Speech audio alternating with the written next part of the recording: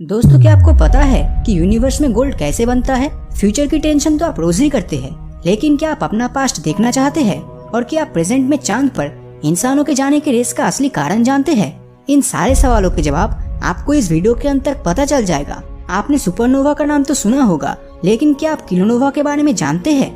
आपको बता दूं कि किलोनोवा को यूनिवर्स का सबसे पावरफुल और डेंजरस इलेक्ट्रोमैग्नेटिक एक्सप्लोजन माना जाता है। जब दो न्यूट्रॉन स्टार एक दूसरे से टकराते हैं या फिर एक न्यूट्रॉन स्टार किसी ब्लैक होल में मर्ज हो जाता है, उस समय हमें किलोनोवा एक्सप्लोजन देखने को मिलता है। हम इंसानों ने पहली बार जून 2013 में किलोनोवा को देखा था। इसे SGRB 130603 भी नाम दिया गया था, क्योंकि इसमें शॉर्ट गैमा रेज एमिट हुई थी और इसे सबसे पहले Swift gamma ray burst explorer observatory से देखा गया था। जब दो न्यूट्रॉन स्टार्स कोलाइड करते हैं तो वो ग्रेविटेशनल वेव्स को भी एमिट करते हैं। और सबसे इंटरेस्टिंग बात तो ये है कि इस प्रोसेस में आयरन और निकल से भी ज्यादा हेवी एलिमेंट्स का फॉर्मेशन होता है। अब अगर आप ये बात सुनकर बिल्कुल सरप्राइज ना हुए हो तो जरा पीरियोडिक टेबल को याद कीजिए और सोचिए कि आयरन और निकल से हेवी एलिमेंट्स कौन से होते थे। दोस्तों, इन एलिमेंट्स में गोल्ड, प्लैटिनम और यूरेनियम भी शामिल है। हाल ही में कुछ साइंटिस्ट ने ये दावा किया है कि यूनिवर्स में गोल्ड का फॉर्मेशन शायद ऐसे ही किलोनोवा एक्सप्लोजन के कारण हुआ होगा।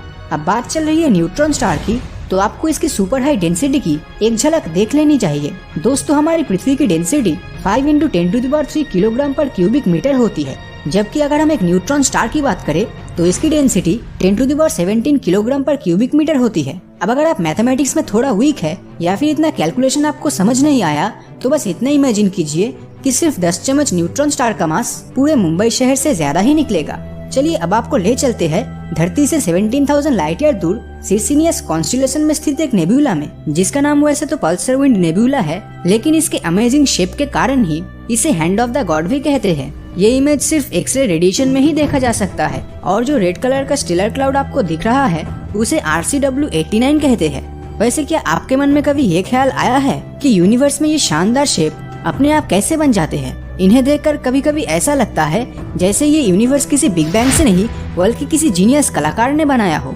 अब मैं आपको एक और हैंड ऑफ द गॉड के दर्शन कराने वाला हूँ, लेकिन इस बार हम अंतरिक्ष की गहराइयों में नहीं बल्कि सिर्फ एशिया से अफ्रीका के मोरक्को तक जाने वाले हैं। यहाँ के मदिरा आइलैंड पर 24 जनवरी 2016 को फोटोग्राफर रोजेलियो पेचिको की इस खींची गई तस्वीर में आप देख सकते हैं कि आसमान में क्लाउड किसी फायरबॉल की तरह लग रहा है। मदिरा आइलैंड पर रहने वाले लोकल ट्राइब्स ने इसे ईश्वर का हाथ यानी कि हैंड ऑफ द गॉड नाम दिया था। लेकिन यार सच बताओ तो ये हाथ नहीं मुक्का लग रहा है। आपको क्या लगता है? कमेंट करके जरूर बताना। आपने हमेशा लोगों को ये कहते सुना होगा कि पृथ्वी पर जितने रेत के दाने नहीं है उतने यूनिवर्स में स्टार्स है।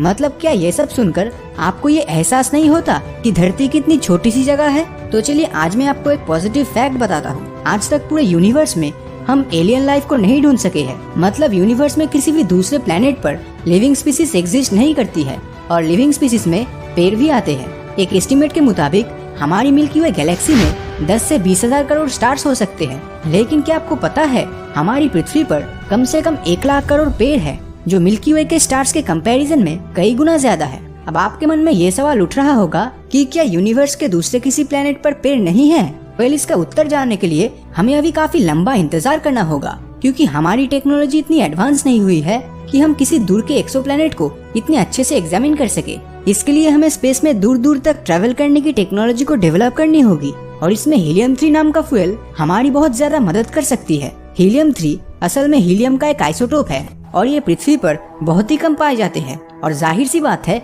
इसीलिए ये बहुत कीमती है।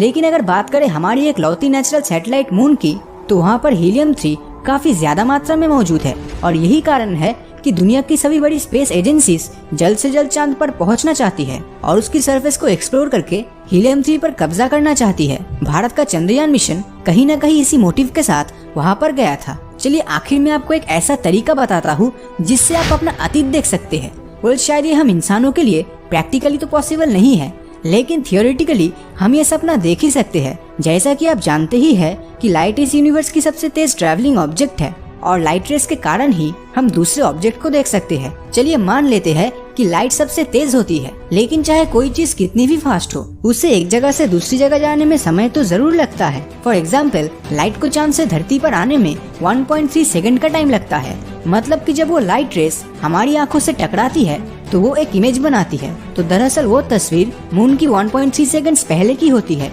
इसी तरह अगर हम अपने स्केल को इंक्रीज कर दे और 6.5 करोड़ लाइट ईयर दूर के किसी प्लेनेट पर बैठकर किसी एडवांस टेलीस्कोप से पृथ्वी को ऑब्जर्व करें तो हम डायनासोर्स को भी देख पाएंगे। इसी तरह अगर आप 25 इयर्स के हैं और अगर आप 25 लाइट ईयर दूर के किसी प्लेनेट पर पहुंच जाए तो आप अपना जन्म होते हुए भी देख पाएंगे। लेकिन ये सब थ्योरीज में कहना ही अच्छा लगता है, क्योंकि रियलिटी में अगर हम लाइट के स्पीड से भी वहाँ पहुँच गए फिर भी हम अपना अतीत नहीं देख पाएंगे, क्योंकि उतना एडवांस टेलीस्कोप हमारे पास नहीं होगा और लाइट की स्पीड को मैच करना हम इंसानों की सोच से परे है। तो लगा तो इस वीडियो को लाइक और अपने दोस्तों के साथ शेयर करना मत भूलना। और अगर अभी तक आपने हमारे चैनल को सब्सक्राइब नहीं किया है तो सब्सक्राइब करके नोटिफिकेशन बेल को ऑन कर दीजिए, क्योंकि मैं ऐसे ही वीडियोस हर हफ्ते लाता रहता हूँ। तो मिलता हूँ आपसे अगले वीडियो में, और हमेशा की तरह थैंक्स फॉर वॉचिंग।